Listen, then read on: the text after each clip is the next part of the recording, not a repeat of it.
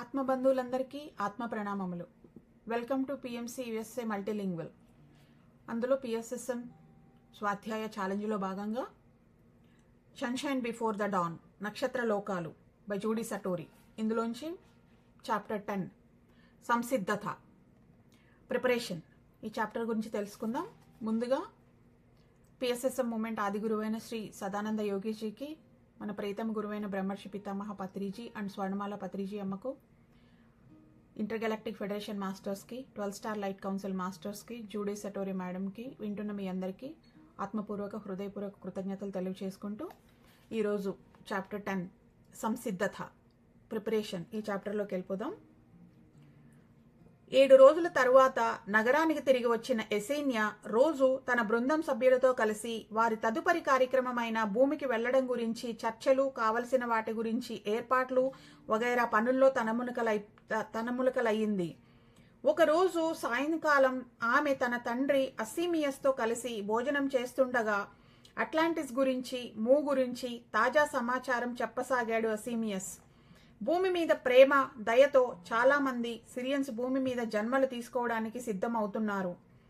వాళ్ళని మేము గమనిస్తూ ఉంటాము, అంతేకాని వాళ్ళ స్వేచ్ఛా ఇచ్ఛను అడ్డుకోము. వాళ్లకు మార్గనిర్దేశకం చేస్తూ ఉంటాము అంటున్న పండు తాగుతున్న ద్రవం నెమ్మదిగా లోపలికి వెళుతుంటే ఎసేన్యా ఆలోచనలో పడింది. ఇదివరకే మోస్టినియాను దూరం చేసుకుంది. భూమి మీద జన్మల కోసం వెళితే తండ్రిని కూడా దూరం చేసుకోవాల్సి వస్తోంది.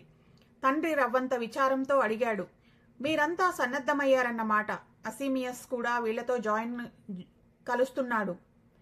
అడవిలో ఎసేన్యా మలిందాకు జరిగిన సంఘటనను ఓల్టర్ ఇదివరకే అసీమియస్కి చెప్పి భూమికి కూడా ఆ ముప్పు లేకపోలేదు అన్నాడు. అది గుర్తు చేసుకొని సిరియన్ కౌన్సిల్కు చెందిన నక్షత్ర నౌకలు ఆకాశంలో గస్తీ తిరుగుతున్నాయని ఎసేన్యాతో అన్నాడు అసీమియస్. దౌర్జన్యకారులు అంటే ఇంటర్గెలాక్టిక్ ఇన్వేడర్స్. వారి నక్షత్ర నౌకలను ధ్వంసం చేశారని ఇతర నక్షత్ర జాతుల నుండి కూడా సమాచారం వచ్చింది. దౌర్జన్యకారుల వాహనాలు ప్రయాణిస్తుంటే కనిపెట్టగలం, కానీ అవి ఆగి అదృశ్యంగా ఉండి దాడులను పాల్పడుతున్నాయి. ఫెడరేషన్ యొక్క స్పెషల్ ఫోర్సెస్ కమాండర్ అస్టర్ కమాండర్ స్వయంగా పర్యవేక్షిస్తున్నాడు. మనం భూమికి వెళితే అపాయం ఏమైనా ఉందా అడిగింది ఎసేన్యా. మనం వెళ్లేసరికి అదంతా బహుశా ముగిసిపోవచ్చు అన్నాడు అసీమియస్. భూమికి వెళ్లాలని నేను చాలా ఆతృతగా ఉన్నానని మీకు తెలుసు కదా, కానీ లోపల ఏదో అస్థిరత ఉంటోంది. అది ఏమిటో అర్థం కావడం లేదు. బహుశా మేము సృష్టించబోయే కొత్త మానవ సృష్టి గురించా, లేక మరేదైనానా అన్నది తెలియడం లేదు. మీరేమంటారు అడిగింది ఎసేన్యా. ఒక్కసారి గడ్డాన్ని నిమురుకొని కూతురుకేసి చూశాడు తండ్రి. రాబోయే మార్పును నువ్వు అనుభవిస్తున్నట్లున్నావు. నీ ఆత్మలో వాటి తాలూకు జ్ఞానం ఉంది. వచ్చే వాటికి స్వీకరించి ప్రేమను పంపుతూ ఆత్మ మార్గాన్ని అనుసరించడమే నువ్వు చేయాల్సింది. అప్పుడే నువ్వు శాంతిగా ఉండగలవు. గుర్తుంచుకో, నీ ఉద్దేశంలో ప్రేమ అన్నది ఎంతకాలం ఉంటుందో అంతవరకు ప్రతిదీ సరిగ్గానే ఉంటుంది అన్నాడు కాస్త ఊరట కలిగి. ఎసేన్యా మొహం మీద చిరునవ్వు మెరిసింది. మేము ఇక 21 డెకాన్ల తరువాత వెళ్ళాలి. భూమికి వెళ్లే ఫెడరేషన్ నక్షత్ర నౌకలో వెళ్తాము. నిజానికి మొన్న లైరాకు, అంటారిస్కు వెళ్ళినట్లు పరిమాణాల మధ్య తిరిగే రవాణా నౌకలో వెళితే సులభంగా ఉంటుంది, కానీ 3వ పరిణామ భూమి యొక్క శక్తి క్షేత్రంలో అది సాధ్యం కాదు కదా. భూమి ఆకర్షణ శక్తి క్షేత్రంలో ప్రవేశించే వీలున్న నక్షత్ర నౌకలో వెళ్ళాలి ఆవలించింది ఎసేన్యా. ఇక ఇంటికి వెళ్ళాలి అనుకుంది. ఆ మరుసటి రోజు అందరూ కూర్చొని భూమికి వెళ్లి ఏ పరిశోధనలు చేయాలి అని చాలాసేపు చర్చించారు. వీరు తయారు చేసిన కొత్త డిఎన్ఏ అమరిక స్థానిక భూలోక వాసులు డిఎన్ఏ అమరికతో కలిసి పనిచేయగలగాలి. అంతేకాక అవి మన నక్షత్ర జాతుల నుండి భూమి మీద జన్మ తీసుకుపోయే వారి డిఎన్ఏ అమరికతో కూడా అనుసంధానం కావాలి. ఇవన్నీ కలిసి భవిష్యత్తులో అందరికీ ఉన్నతమైన చిట్ట చివరి 12 పోగుల డిఎన్ఏగా నవనీకరించి తద్వారా భూమి 5వ పరిణామ గ్రహంగా ఆరోహణ అవుతుంది. భూలోకవాసులు చైతన్యపరంగా పురోగమిస్తారు. ఈ పని అత్యంత ముఖ్యమైనది అంది బృంద సభ్యురాలైన ఆసియా. అవును అంది ఎసేన్యా. రాయ్, మనకు ఎలోహిం దగ్గర నుండి అందిన బంగారు పెట్టెలోంచి శక్తులు సరియైన చట్రంలోనే ఉన్నాయి కదా. అలాగే ఒక స్ఫటిక గ్రంథిని ఆ సరికొత్త మానవ శరీరంలో అమర్చాలి. మనం ఇదివరకే దీని గురించి చెప్పుకున్నాం. ఆ గ్రంథి మానవులకు సరాసరి దైవ మానసంతో బంధం ఏర్పడుతుంది. ఎలోహిం చైతన్యంతో అనుసంధానించబడతారు అంది ఎసేన్యా. అనుకోకుండా ఆమె చెయ్యి మెడలోని బంగారు తాళం చెవిని రుద్దుతోంది. వెంటనే మోస్టీనియా శక్తి ప్రేమగా వెచ్చగా ఆమె హృదయంలో నుండి శరీరంలోని ప్రతి కణంలోనూ ప్రవహించింది. ఈ తాళం చెవి తనను భద్రతతో ఉంచగలదు అని అతను చెప్పిన మాటలు సరిగ్గా అర్థం కావడం లేదు. అతను వ్రాసిన వాక్యాలు గుర్తొచ్చాయి. ఈ బంగారు తాళం చెవి మరో ప్రదేశానికి కూడా తాళం చెవి. దీన్ని జాగ్రత్తగా కాపాడుకో. భూమినికి తీసుకువెళ్ళు. నువ్వు వెళ్ళవలసిన చోటుకు అవసర స్థితిలో ఇది నీకు మార్గదర్శకం వహిస్తుంది. అన్నింటికన్నా ముఖ్యంగా ఇది నిన్ను తిరిగి వెనుకకు నా దగ్గరకు చేరుస్తుంది. ఆమె సంభాళించుకొని దాన్ని తన దుస్తుల మధ్య కప్పేసుకుంది. ఆ రాత్రి ఎసేన్యాకు ఒక కల వచ్చింది. ఓ కొండ శిఖరంపై ఉన్న దారిలో తాను నడుస్తోంది. కిందుగా దూరంలో నీరు. తనకు అటువైపంతా ఆకుపచ్చని మొక్కలు. ఎందుకో బాధగా విచారంగా ఉంది. తాను తాళం చెవిని చేతిలో పట్టుకొని దానితో ఏదో మాట్లాడుతోంది. కాంతి భాషలో. ఒంటరిగా నడుస్తోంది. దారి కాసేపు పైకి తరువాత కిందకు తీసుకువెళుతోంది. మొత్తానికి ఓ బీచ్ వైపు తాను వెళ్తోంది. తొందరగా నడుస్తోంది. సముద్రపు అలలు హోరు వినిపిస్తోంది తప్ప సముద్రం ఇంకా కనిపించడం లేదు. ఆ హోరు తనకు ఏమాత్రం చిరపరిచితం లేదు. సిరియస్లో ఈ శబ్దం ఎప్పుడూ వినలేదు. ఈ దృశ్యం సిరియస్లోనిది కాదు. ఇంతలో తన వెనక నుంచి ఓ పెద్ద గర్జన లాంటి శబ్దం వినపడింది. వెనుదిరిగి చూస్తే ఏమీ లేదు. అది మళ్లీ వినపడింది, భయం గొల్పేలా. ఇంతకుముందు ఎన్నడూ ఇలాంటి శబ్దం వినలేదు. తాను పరిగెత్తసాగింది. పరిగెత్తి ఇసుక బీచ్ని చేరింది. వెంటనే భయంతో ఎసేన్యాకు కలలోంచి మెలకువ వచ్చింది. తన కలలోని స్థలం భూమి అని తెలిసింది. ఇంతకుముందు తాను భూమికి సంబంధించి అలాంటి దృశ్యాలు చూసింది. మళ్లీ కల గుర్తొచ్చింది. భయపడనవసరం లేదు, ఇది కల మాత్రమే అని తనకు తాను చెప్పుకుంది. వ్రేళ్లతో తాళం చెవిని తడిమింది. ఒళ్లంతా వెచ్చని శక్తి పాకడంతో నెమ్మదిగా నిద్రలోకి జారుకుంది. ఆ మరుసటి రోజు ఆలస్యంగా నిద్రలేచి గబగబా తయారై మీటింగ్కు ఆలస్యంగా చేరుకుంది ఎసేన్యా. భూమికి వెళ్ళినప్పుడు అక్కడి ప్రకంపనలను సాంద్రతకు వీలుగా మనం ఎలా తయారవ్వాలి అంది క్రిస్టియానా. 5వ పరిణామానికి చెందిన మనకు 10, 11, 12 పరిణామాల లోకాలకు, లైరా వంటి లోకాలకు వెళ్లడం ఒక సవాలుగా ఉంటోంది. అయితే మనం మనకున్న తక్కువ పరిణామ లోకమైన భూమికి వెళ్లడం కోసం ఎలాంటి జాగ్రత్తలు తీసుకోవాలి అడిగింది క్రిస్టియానా. మంచి ప్రశ్న. నిజానికి అది నాకు పూర్తిగా తెలియదు. మా నాన్నను అడగాలి. మన శరీరాల మీద తప్పకుండా ప్రభావం పడుతుంది అంది ఎసేన్యా. ఇక 3 రోజులే మిగిలింది ప్రయాణానికి. మీరంతా కూడా సర్దుకోవాల్సి ఉంది. కాబట్టి ఇప్పటికీ ఈ మీటింగ్ ఆపేస్తున్నానంది ఎసేన్యా. ఆ సాయంకాలం ఎసేన్యా వాళ్ళ నాన్న అసీమియస్ను అతని ఇంటిలో కలిసింది. అసీమియస్ కూడా భూమికి వెళ్లాల్సి ఉంది కాబట్టి అతని కూడా తీరిక లేకుండా ఉన్నాడు. వాళ్ళిద్దరికీ అతను భోజనం తయారు చేశాడు. సిరియస్లో పండే ఓ వేరు జాతి దుంప నుండి తయారు చేసిన సూప్, వైను మొదలైనవి సిద్ధం చేశాడు. నాన్న, భూమి మీద మేము ఎలా ఉండాలో తెలుసుకోవాలనుకుంటున్నాము. మా సభ్యులు భూమి శక్తికి, ప్రకంపనలకు వీలుగా శరీరాలను ఎలా మలుచుకోవాలో అడుగుతున్నారు. 12వ పరిణామపు లైరాకు వెళ్ళినప్పుడు మేము అక్కడి ప్రకంపనలకు వీలుగా కొన్ని శ్వాస ప్రక్రియలు చేశాము. మరి ఇప్పుడు భూమికి వెళ్ళడానికి మేము ఎలా తయారవ్వాలి అడిగింది ఎసేన్యా సూపు తాగుతూ. నువ్వు దేనిని మర్చిపోవని నాకు తెలుసు తల్లి అన్నాడు కూతురికేసి మెచ్చుకోలుగా చూస్తూ. భూమి చుట్టూ ఉన్న ఆకర్షణ క్షేత్రం వలన, దాని సాంద్రత వల్ల మన శరీరాల్లో స్వల్పంగా మార్పు ఉంటుంది. కాకపోతే మన శరీర అణు నిర్మాణంలో మార్పు జరగడానికి కాస్త సమయం పడుతుంది. అందుకే భూమి మీద అట్లాంటిస్, మూ లాంటి కాలనీలు ఏర్పరచున్న ప్లెయిడియన్స్, సిరియన్స్, ఇతర నక్షత్ర జాతులు ప్రతి 22 భూ సంవత్సరాలకు ఒకసారి తమ సొంత లోకాలకు వెళ్లి తమ శక్తులను పునర్నిర్మించుకొని వస్తారు. అదే అక్కడ జన్మలు తీసుకున్న వారు పుట్టుకతోటే అక్కడి శక్తులకు, వాతావరణానికి అలవాటు పడతారు. అయితే వాళ్ళు మనలాగా ఎప్పుడు పడితే అప్పుడు వారి లోకాలకు వెళ్ళలేరు. భూమి మీద నుండి ఎన్నో జన్మలు ఎత్తి మళ్ళీ భూమి తన చైతన్యాన్ని, ప్రకంపనలను పెంచుకున్నప్పుడే ఈ నక్షత్ర జాతి పిల్లలు మళ్ళీ మనల్ని కలుసుకుంటారు. అప్పుడు గెలాక్సీ అంతా ఒకే జాతి, ఒకే ప్రజలుగా అవుతాము. కూతురు భుజాల చుట్టూ చేతులు వేసి గట్టిగా హత్తుకున్నాడు. అంతా సవ్యంగానే జరుగుతుంది అన్నాడు ఎసేన్యాకు. దుఃఖం వచ్చింది. అప్పుడే భూమికి వెళ్ళడం అన్నది ఎంతో కష్టమైన పని, కానీ తన కూతురు ఆ బాధ్యత తీసుకుంది అని ఆమె తల నిమిరాడు ప్రేమగా అసీమియస్.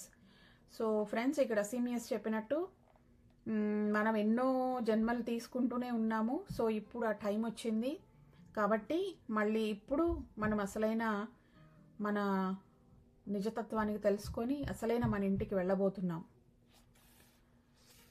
సో దానికి వీళ్ళందరూ హెల్ప్ చేస్తున్నారు. అండ్ మనకు కూడా మన తరపున వాళ్ళు ఎంత హెల్ప్ చేసినా మన వర్క్ మనం చేసుకోవాలి కదా. పత్రిజీ చెప్తారు, చేసుకునే వాళ్ళకి చేసుకున్నంత మహాదేవ అని. సో మనం ఎంత మన మీద మనం చేసుకుంటామో, మనం ఎంత సాధన చేస్తామో, ఎంత స్వాధ్యాయం సజ్జన సాంగత్యం చేస్తూ ఉంటామో, అంతగా ఇవన్నీ మనలోనే యాక్టివేట్ అవుతాయి. అంత తొందరగా మన ఇంటికి మనం వెళ్ళిపోతాం. కాసేపటికి సేద తీరి కళ్ళు తుడుచుకుంది. నేను మీతో ఒక సంగతి చెప్పాలనుకుంటున్నాను. చాలా రోజుల నుంచి మీతో ఒక విషయం పంచుకుందామని అనుకుంటున్నాను. చాలా సంవత్సరాలుగా నేను సిరియస్ తరపు ప్రతినిధిగా అంటారిస్లో జరిగే గెలాక్టిక్ కౌన్సిల్ సమావేశాలకు వెళుతున్నాను కదా. అక్కడ నేను లైరా నుండి వచ్చిన మోస్టినియా అనే వ్యక్తితో కలిసి పనిచేయడం జరిగింది. మొన్న లైరాకు వెళ్ళినప్పుడు మేము బాగా దగ్గరయ్యాము. హృదయపూర్వకంగా మేము ఇద్దరం ప్రేమించుకుంటున్నాము. మీకు తెలుసు, జాతుల మధ్య ఉన్న అంతరాల వల్ల, సిరియస్ లైరాల శక్తి తరంగాల మధ్య కల తేడా వల్ల ఈ జీవితకాలంలో ఈ శరీరాలతో మేము కలిసి జీవించలేము. నేను లైరాను వదిలేసేటప్పుడు అతడు నాకు బంగారు తాళం చెవిని కానుకగా ఇచ్చాడు. నా మెడలో ఉంది చూడండి అంటూ తీసి చూపించింది ఎసేన్యా. దీన్ని నేను పట్టుకుంటే అతని శక్తి నాతోనే ఉన్నట్లు ప్రేమ శక్తులు నా ఒళ్లంతా పాకుతాయి. కానీ అతడు నాతో లేడు. నేను ఒంటరైపోయాను. మేమిద్దరం కలిసి ఉండడానికి మేము చేయగలిగింది ఏదైనా ఉందా అడిగింది ఎసేన్యా. మళ్ళీ తానే కొనసాగిస్తూ, నేను భూమికి వెళ్లి కొత్త మానవునిగా జన్మ తీసుకుని తద్వారా 12వ పరిధికి చెందిన జన్యు చట్రాన్ని నా DNA చట్టంలో పొందుపరచుకోవడం ద్వారా మా కలయికకు మార్గం సులభమవుతుంది.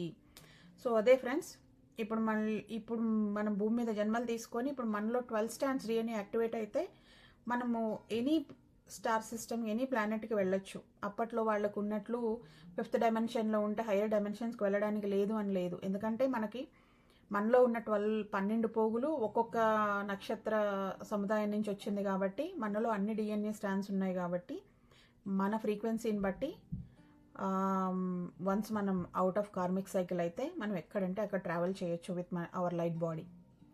ఈ క్రమంలో భూమి 5వ పరిణామానికి అధిరోహించినప్పుడు నా శరీరం కూడా అధిరోహిస్తుంది. ఆ సమయం ఆసన్నమైనప్పుడు నేను బహుశా లైరాకు ప్రయాణం చేయగలను. నాన్న, భూమికి వెళ్లాలంటే నాకు భయంగా ఉంది. నిన్న రాత్రి నాకు కల వచ్చింది. నేను పెద్ద జలరాశి వైపు నుంచి పరుగులు తీస్తున్నాను. ఆ జలరాశి, ఆ దృశ్యాలు నేను భూమి తాలూకు చిత్రాలలో చూసినవే. ఎవరో లేదా ఏదో నా వెనుక నుండి నన్ను తరుముతోంది. ఏదో భయంకరమైన శబ్దం. నేను వణికిపోతూ భయంతో నిద్రలేచాను అంది ఎసేన్యా. మిమ్మల్ని ఇక్కడి జీవితాన్ని వదిలి వెళ్లాలని కూడా లేదు నాకు, కానీ ఈసారి తప్పదు అంది. కూతురు చేతులను తన చేతుల్లోకి తీసుకొని కళ్లల్లోకి చూశాడు అసీమియస్. ఎసేన్యా, నేను నీ నుంచి దూరంగా ఎప్పుడూ లేను. ఒకరికొకరు పంచుకునే ఈ ప్రేమ ప్రతి జన్మలోనూ కలుపుతూనే ఉంటుంది. ఒకరోజు ఇంకో జన్మలో మనం మళ్ళీ కలుస్తాము. ఇదే అసలు విషయం. ఇదే జీవన న్యాయం, జీవన సూత్రం అన్నాడు అసీమియస్. నేను ఇక్కడే సిరియస్లో ఉంటాను, కానీ నీ భవిష్యత్ జన్మల్లో నేను నిన్ను రక్షిస్తూ మార్గదర్శకత్వం వహిస్తూ ఉంటాను. భయపడవలసిన పని లేదు. భూమి మీద నువ్వు చేయాల్సింది ఎంతో ఉంది. నీది భగవంతుని ప్రణాళిక, నాది వేరుగా ఉంది. నీ ఆత్మ యొక్క పూర్తి ఉద్దేశం ఇతరులకు భయపడి సహాయపడి వారి మార్గాల్లో చిక్కులను విడదీయడమే. కాబట్టి నువ్వు భూమికి వెళ్లడం భూలోకవాసులకు ఎంతో అవసరం ఆగాడు అసీమియస్. అవును, నాకు కూడా ఇదే సరైనదని అనిపిస్తుంది అంది ఎసేన్యా. నేను చాలా శక్తివంతంగా బలంగా ఉండడానికి ప్రయత్నిస్తాను, కానీ ఒకరోజు నేను మళ్లీ సిరియస్కి వస్తాను. మన లోకాలన్నింటిలో స్వేచ్ఛగా ప్లయిడీస్లో, ఆర్కిటూరస్ లేక లైరాలో తిరుగుతాను. అప్పటికి నా డిఎన్ఏలో వాళ్ళందరి జన్యు సంకేతాలు ఉంటాయి కాబట్టి అంది ఎసేన్యా. అవునవును అన్నాడు అసీమియస్. అతని కళ్ళలో ప్రేమ, అవగాహన, ఈ విషయం పట్ల నిజాయితీని చూసింది ఎసేన్యా. సో ఫ్రెండ్స్, ఇక్కడ అసీమియస్ ఏం చెప్పాడు, ఎసేన్యాకి నువ్వు వెళ్ళు, నేను ఇక్కడ నుంచి హెల్ప్ చేస్తూ ఉంటానని. అలాగే మనకు కూడా ఇక్కడ బయాలజికల్ ఫ్యామిలీ కాకుండా మనకు కూడా సోల్ ఫ్యామిలీ అదర్ సైడ్ ఉంది. వాళ్ళకి మనకి ఎప్పుడూ నిరంతరంగా హెల్ప్ చేస్తూనే ఉంటారు. సో మనకు తెలిసినా తెలియకపోయినా మనకు always we are in safe hands, మనకు గైడెన్స్ అందుతూనే ఉంటుంది. కానీ మనం ఎంత అవేర్గా ఉండి ఆ గైడెన్స్ని అందుకొని ముందుకెళ్తామా అనేది it's all up to us, మన హ్యాండ్స్లోనే ఉంటుంది. సో మనం ఎప్పుడు అవేర్గా ఉండండి. మనం ఎంత సాధన చేసుకొని మన ఫ్రీక్వెన్సీ ఎంత పెరుగుతూ ఉంటుందో అంత ఇంట్యూషన్ కానీ అంత హెల్ప్ కానీ ఇంకా మోర్ వస్తూ ఉంటుంది. ఆ ఫ్రీక్వెన్సీకి మనం మ్యాచ్ అయినప్పుడు ఇంకా బాగా రిసీవ్ చేసుకోగలుగుతూ ఉంటాం. ఆ రాత్రి నాకు కూడా మరో కల వచ్చింది ఆమెకు. ఆ కలలో ఆమె ఒక ముదుసలి స్త్రీగా ఉంది. ఆమె చేతులు బాగా ముడతలు పడి పలచగా ఉన్నాయి, ముఖం నిండా ముడతలు. ఆమె ఒక గుహ లోపల కూర్చొని ఉంది.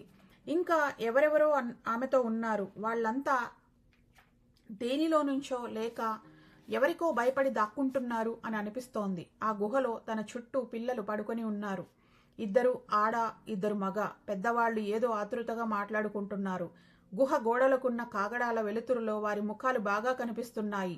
వారిలో ఒకతను ఆమెకి దగ్గరగా వచ్చాడు. అమ్మా, ఇక నేను వెళ్ళాలి అన్నాడు. దయచేసి పిల్లలను బాగా చూసుకో, వాళ్లకు ఏ ఆపద రానివ్వకు. మేం వెనక్కు వస్తామని ప్రార్థన చేస్తున్నాను, కానీ అలా ఎందుకో అనిపించడం లేదు. మేము వెళ్ళిపోగానే పిల్లల్ని తీసుకుని క్రింద లోయకు వెళ్ళు.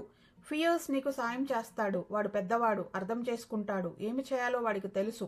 మా త్యాగం వలన నువ్వు పిల్లలు క్షేమంగా ఉంటారు. వారు మా కోసం అంతటా గాలిస్తున్నారు. త్వరలోనే మమ్మల్ని కనుక్కుంటారు. యెహోవా ప్రేమ ద్వారానే అవ్వాలి ఏదైనా, ద్వేషం వల్ల కాదు అని నేర్పాడు. ఈ ప్రజలు మమ్మల్ని ద్వేషిస్తున్నారు. వాళ్ళ మీది భయం వల్ల కాక ప్రేమ వల్ల మేము దొరికిపోయాము అనేది వాళ్ళు తెలుసుకోవాలి. యెసెన్యా తాను ముదుసలి స్త్రీ రూపంలో ఉండి ఆ యువకుడి చేతులు పట్టుకుంది. లేచి నించొని వాళ్లతో కలిసి గుహ ముఖద్వారం వద్దకు వచ్చింది. ఓ నిమిషం అంతా కలిసి ప్రార్థన చేశారు. సూర్యుడు కొండల మీదుగా పైకి వచ్చేటప్పటికీ వారు క్రిందికి లోయ వైపు వెళ్లడం కనుమరుమగడం చూస్తూ నిలుచుంది. ఆ ముదుసలి స్త్రీ ఒంటరిగా పిల్లలతో కలిసి ఉండిపోయింది. వారిలో 10 సంవత్సరాల బాలుడు నిద్రలేచి ఆమె దగ్గరకు వచ్చాడు. వాళ్ళ నాన్న ఇదివరకే వాడికి చెప్పాడు తాను వెళ్ళిపోతానని. అతడు ధైర్యంగా ఉండాలని ప్రయత్నించాడు. కానీ ఆ క్రొవ్వొత్తుల వెలుగులో ఆ ముదుసలి స్త్రీ పిల్లవాడి కళ్లల్లో నీటిని స్పష్టంగా చూసింది. ఆ పిల్లవాడికి దగ్గరగా లాక్కొని పొదివి పట్టుకుంది. యెసెన్యాకు మెలకువ వచ్చింది. ఆమెకు స్పష్టంగా తెలిసింది అది ఆమె భూమి మీద జన్మ అని. ఇంకా కాలం, స్థలం, ఆవరణలోని రాని భవిష్యత్తు దృశ్యాలు చూడగలగడం అద్భుతంగా, విచిత్రంగా అనిపించింది ఆమెకు. ఆపై 2 రోజులు యెసెన్యా ఆమె బృందం అంతా ఖాళీ లేకుండా గడిపారు. 3వ రోజుకు అంతా తయారయ్యారు. ఎంతో మంది వారికి వీడ్కోలు పలకడానికి వచ్చారు. మలిందా కూడా వచ్చింది. భూమి మీద యెసెన్యా ఎంతో పరిశోధించాలని, ఆనందించాలని కోరుకుంటున్నట్లు చెప్పింది మలిందా. భూమికి సంబంధించిన ఎన్నో చిత్రాలను చూశాను, కానీ ఇక వాటిని నిజంగా చూడబోతున్నాననే ఆలోచన చాలా ఉద్విగ్నంగా ఉంది. మేము ముందు అట్లాంటిస్లోని కిమోర్ అనే నగరాన్ని సందర్శిస్తాం. అది ఉండాల్ అనే దీవిలో ఉంది.